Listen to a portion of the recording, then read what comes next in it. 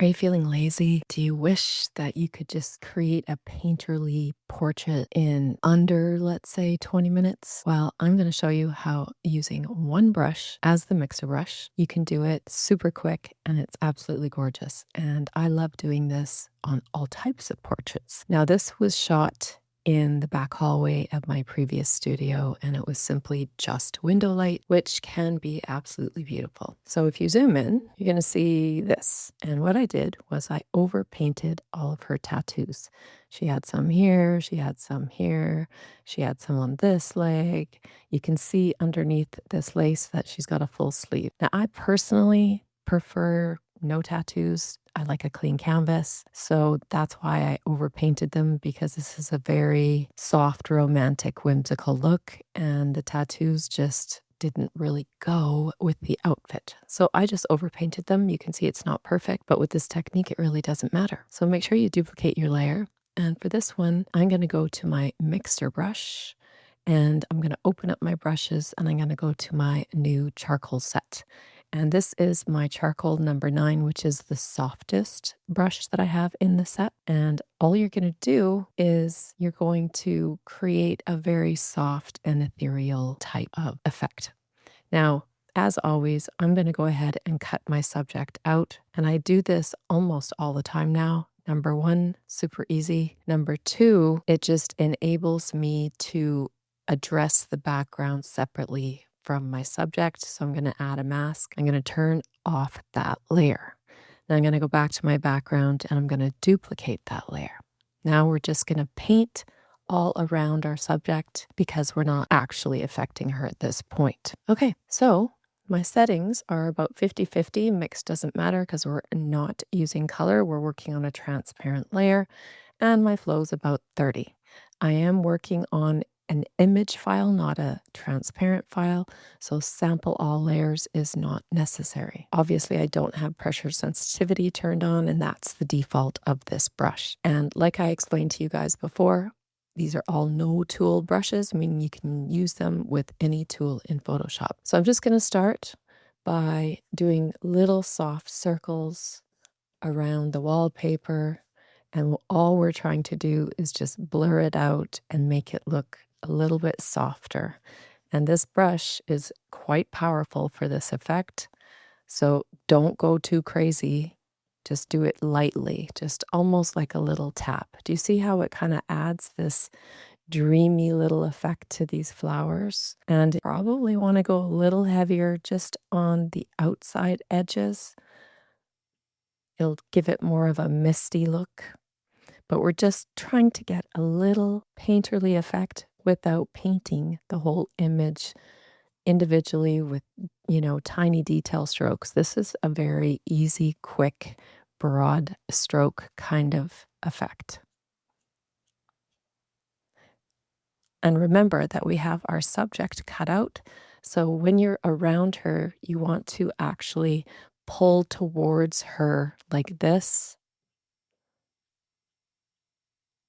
Now we're going to address these ornate antique doors. Same thing with her hand. We're going to kind of pull the light out of her hand into the area, which will add a really pretty glow effect. And for this, same thing, you're going to kind of just go up so that you don't distort the bars in any image that you might be working on. If you have straight vertical lines like this, you just kind of want to follow the direction of the vertical lines so that it doesn't mix it all together too much. We're just looking at softening up all the hard photographic edges to create more of a dreamy effect. And same thing here, you're going to kind of work that up, and you can see that it does a beautiful job at softening and making everything look even more whimsical and dreamy. And I have to say, for a really quick painterly edit, this is by far my favorite brush that I've ever made. And going forward, I will use it all the time for this. I know a lot of people are like, oh, I can only, handle doing one main edit for clients in this painterly painted kind of way because it's so much work, and I agree. But what if you could do something really quick and easy that was stunning? Isn't that what we all want? I think so. So again, I'm just kind of pulling the lighter portions of this image kind of over. Do you see that? Because it really softens and kind of blurs the rest of the image. I'm coming in behind here.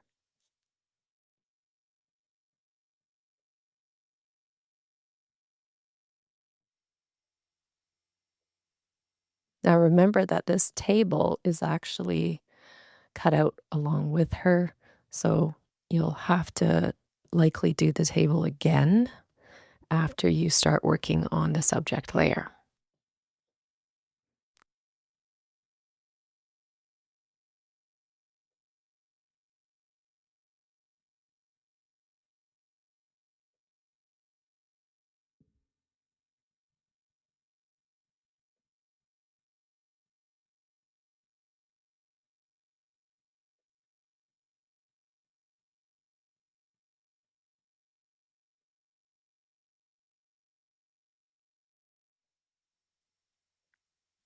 And you'll probably notice that I'm not even changing the size of this brush. I'm working with a very large brush, and that's the whole point of getting the majority of the background done very quickly. I'm making it a little bit smaller now only because I want to add some of that light down here for like a glow. Essentially, this is pretty much the background done.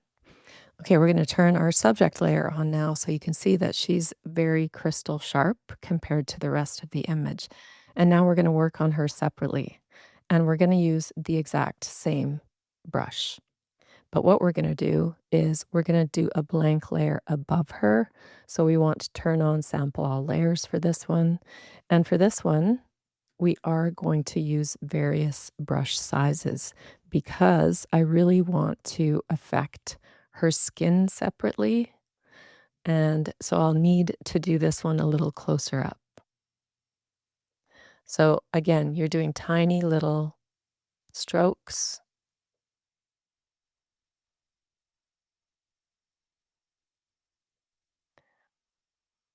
So the smaller the brush, the more details that remain.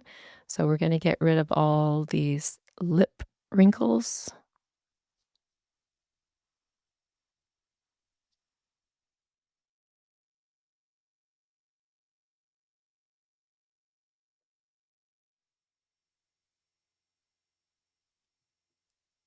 And then we're just going to focus on the tones. So this will be the longest part of your edit, is just making sure that you keep all of these tones. So you want all these highlights to remain because that's what's giving this image drama.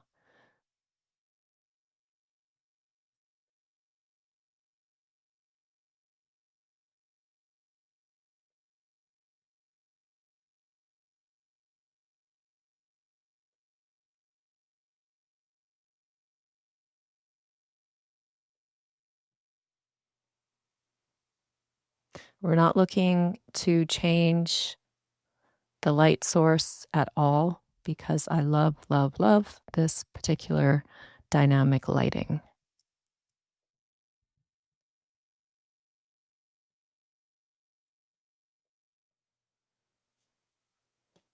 And because we are going for a painterly or painted look with this, we are getting rid of all of the pores in the skin and the hairs, like these hairs here. So whenever you come across the hairs, you can just go a little heavier with your brush strokes just to kind of get rid of them. But the main focus is you want to maintain all of the tones in the skin. You don't want to get rid of the shadows. You don't want to get rid of the highlights. So you don't essentially really want to blend them all together per se, because what we want to do is keep that dynamic lighting intact.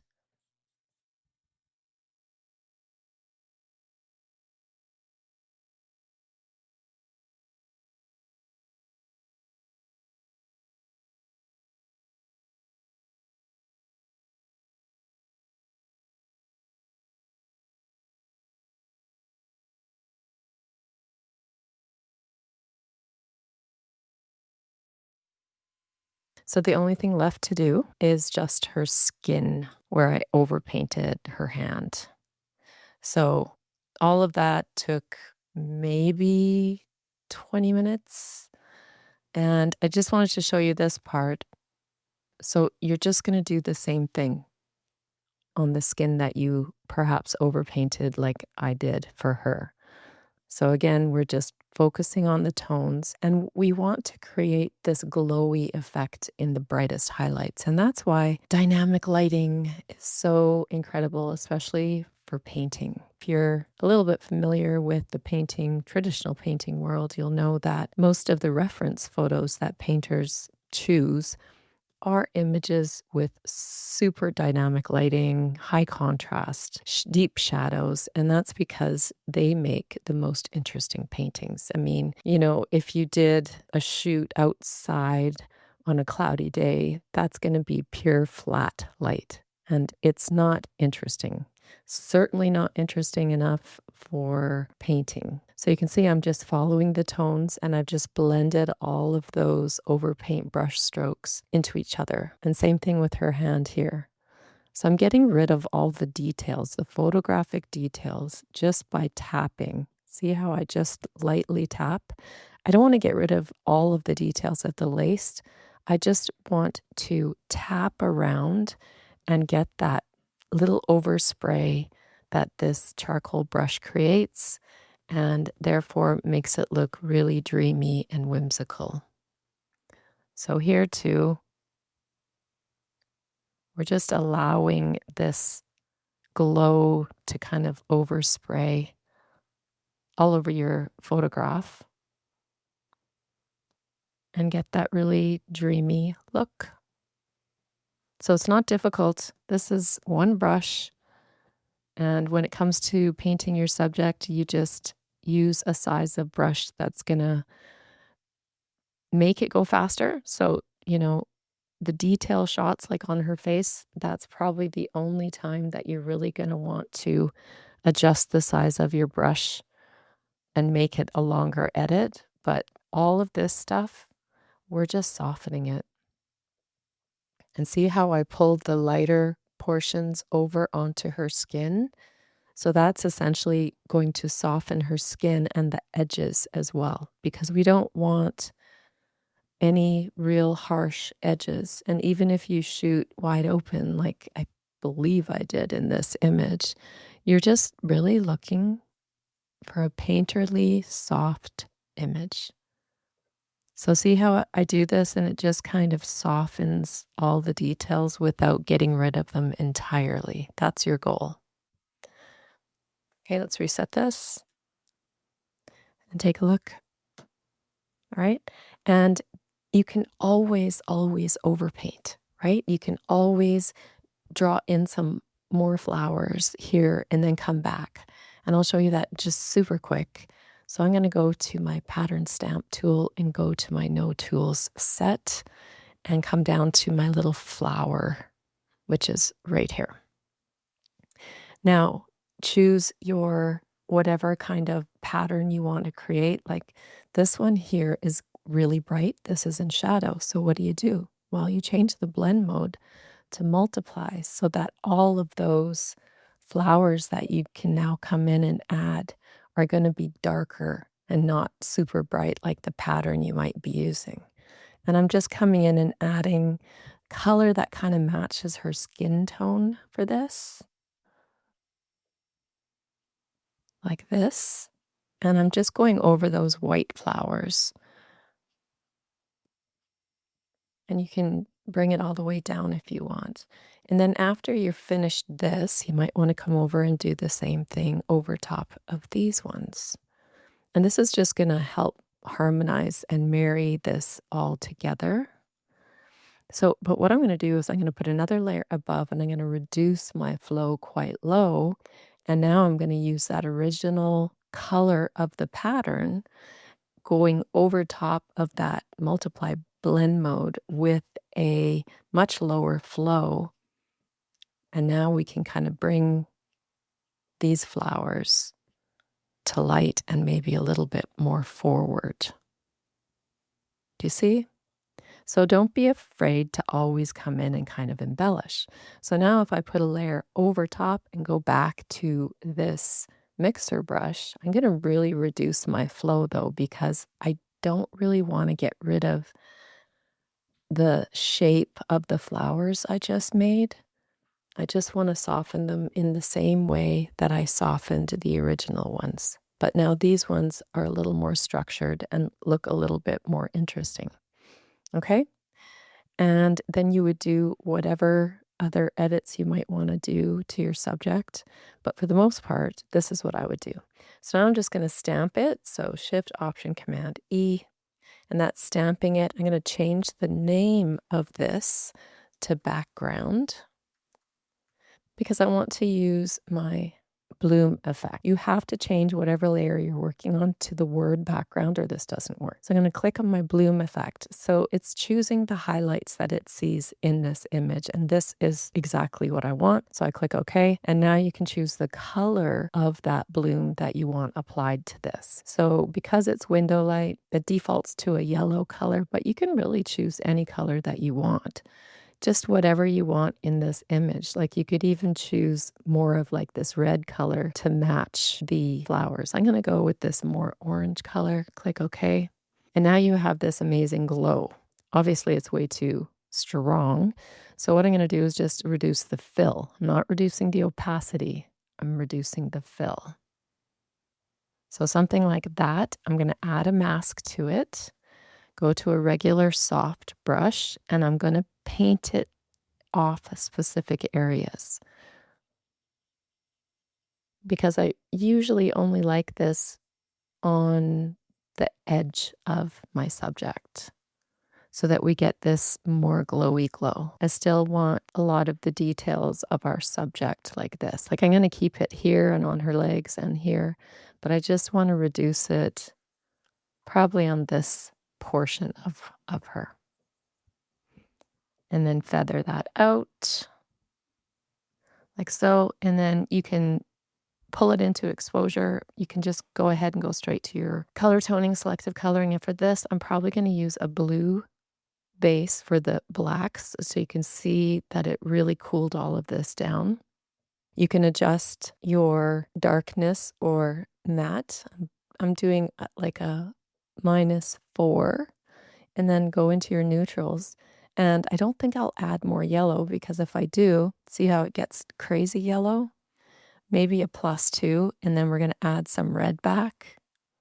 Maybe a -4. Go to your whites, and here you're probably going to do a little more yellow. And you can pull it up even more, or you can drag it down. Okay?